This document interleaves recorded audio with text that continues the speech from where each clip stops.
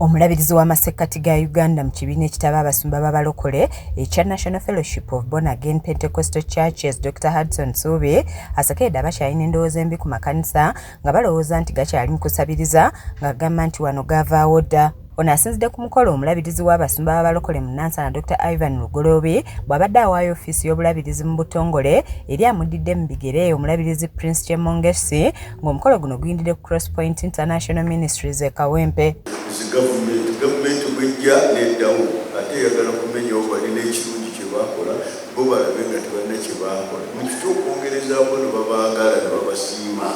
Gwetabiddwako abalabirizi okuva mu bitundu ebyenjawulo abasumba kw'ossa abakkiriza ng'omulabirizi Hudson Subi ategeezezza nti ekkanisa zikoledde abantu ebintu bingi okwetooloola eggwanga ebiyambye ennyo mu nkulaakulana n'asaba abasumba banne okunyweza obumu. Mu myaka ng'ebiri tusimye enzizi ez'omulembe boreholes ez'omulembe bwa water wells 159 era nga tuzisimye mu communities ez'enjawulo tutambula n'abasumba baffe n'abalezi baffe ab'enjawulo.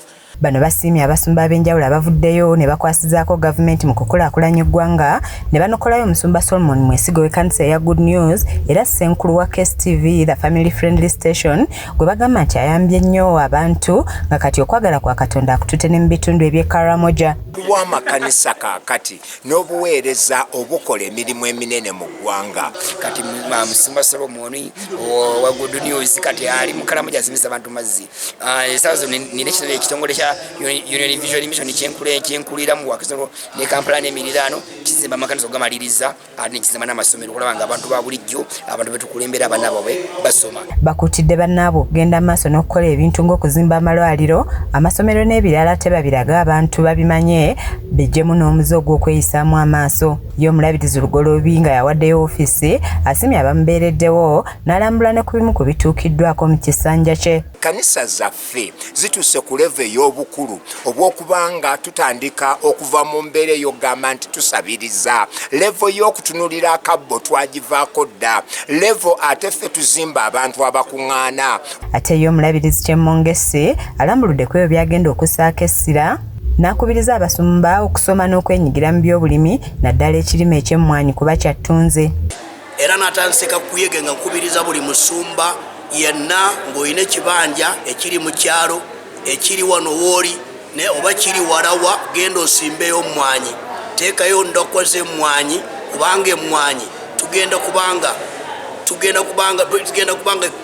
eggwanga Uganda egenda kubanga eprocesinga mmwanyi zaffe kuva wano. Kitegeeza ki nti mmwanyi zigenda kulinnya bbeeyi. Ono asuubiza nti wakukolaganiramu n'abakulembeze ba gavumenti eyawakati okulaba nga bakyusa Nansana nga yennyamidde ne ku mbeera embi eri mu kitundu kino omuli enguudo embi amayumba agatali ku pulaani n'ebirala. Kubanga enguudo zaayo zonna nfu eno munda eno wonna eno tambudde Nangabo Lusukuma Nansana nabweru wano then ne Gombe. Enguudo zaayo mbi nnyo ate ne structure engeri gye bazimba abantu bazimba bubi nnyo. Njagala nakyo fiscal planner w'e Nansana ekyo nakyo akitunuulire. Kiza Peter yakusakidde eggulire lino ku lwa KSTV agaleero.